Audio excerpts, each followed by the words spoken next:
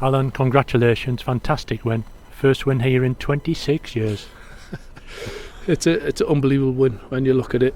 It's a tough place to come, really is. They've only lost once before in the league, I think, here. They beat Fylde here as well, so they're a difficult team to come up against. They've got some really good players. Josh has got them playing some decent football, and it was a tough game. We weren't vintage Darlington by any stretch, but what I loved about was the dogged determination to bounce back, and that second half defensive performance once we got the noses in front, absolutely outstanding. We gave away a bad goal though, didn't we? Lost the ball in midfield, and suddenly their lad had loads of time and space to bear it down on goal. Sloppy, but it come from a throw-in that should have been ours, and the linesman give it their way when he couldn't even see. The kid stand right in front of me who took it out, and it should have been our throw, but we never reacted to it, never dealt with it, and it was just so poor. But every goal you concede's poor.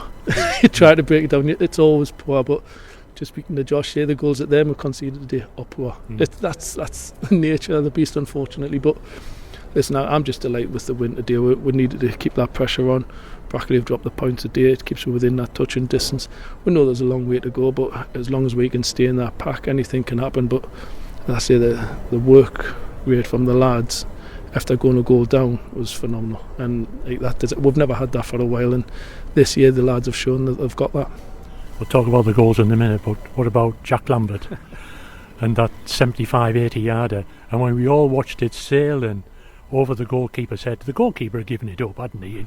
You know, he was thinking, oh my word, it's going in, and then it smacked off the crossbar. I think everyone thought it was in as soon as he hit it. I think it was the only thing he'd done in the first half, by the way. But it was the only thing we'd done in the first half, because it was really poor start from us. But Jack's got that quality, that's why he's on the pitch, you know. He makes things happen. He's got that little bit of magic. You want him involved as much as you can, and he was getting frustrated. He was coming in areas that he shouldn't have done, but that effort, it deserved the goal. But if you look at it, we got the goal from it. Ben's great finish. We kept the pressure on. I think it was the first time we kept the pressure on them in that half, and we probably went in undeservedly 1-1, to be honest with you, because them were the better team in that first half. But then we went 2-1 up at the start of the second half. We've spoken about Jacob Hazel and his all-round game, and here we are again. He set up Ben for the equaliser, and he pulled the ball back superbly for Jack to score, but turned out to be the winner. Proper number 9 performance again from his. Great run in the channel. He holds a defender off brilliantly well. Just spoke to Josh again. I'd be disappointed if my centre half done what his centre half done, but he kept his composure, and Jack got in the right areas. Great bit of movement to lose a defender. Got himself in the right area, gets himself a tap in, and I don't know how many times we've been telling our wide players to get on the end when the ball's on the opposite side, get in. So obviously delighted with the goal from. I thought Hayes' performance was fantastic again away from home. It's tough. Don't want to play the 4-3-3, to be honest. I want to play the 4-4-2, but obviously we lost Becky on Thursday night in training, which is unfortunate, but it's one of them things. It just shows that this squad is still full of quality. Yeah, Becky there, we all thought he was going to be fit when we chatted pre-match there, 7 o'clock, but he pulled up in training. Yeah, he pulls up in training, which is unfortunate, and I'm not taking any risks.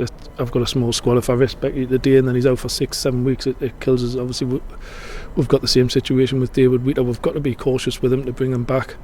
We've got Dodgy, who's really flexible, can play centre half, and we had to do that in the second half. Ben's getting done time and time again off the right winger, who was really sharp, so I had to change it into a back 5, brought Griff back on and moved Dodgy as a centre back to help Ben on this side. And I've never seen us really conceding, to be honest. We look quite comfortable in the pit. I was looking at the distance between the lads, between the back 3 and the midfield lads was really tight, so never seen any gaps appeared. So I was really pleased and really comfortable in that last 15 minutes, even though it did seem to drag. A bit frantic as well, wasn't it, in stoppage time, especially when they had that last minute corner, Alan. I thought, blimey, this is a season turning point possibly. I think the referee was trying his best, to be honest with you, because he just kept giving them everything, any little shout, any little touch. He kept going that way for some reason or another, but as I say, we got the job done, and that's all that mattered at the end of the day. Wasn't vintage, but away from home, fans travelling to see that determination, that desire, that's all you ask for, and the lads give it in abundance today. Home game coming up Friday night now, and hopefully we'll have a big crowd for the Kettering match. Yeah, we've been smashing at home. I think some of the football we've played at home has been really, really good, and we'll need the fans behind it. Be a little bit different playing on the Friday night, but if we can get a decent crowd there, it would be great if we could hit that 2,000 barrier that I keep harping on about, because it helps us financially and it helps the lads on the pitch as well, and it just there's no reason why we can't. When you look at where we are sitting in the league, I can't remember how long ago it was when Darlington was sitting quite comfortable where they are in this position, and we need the fans behind, as I say, both for a financial reason and for the support the lads need.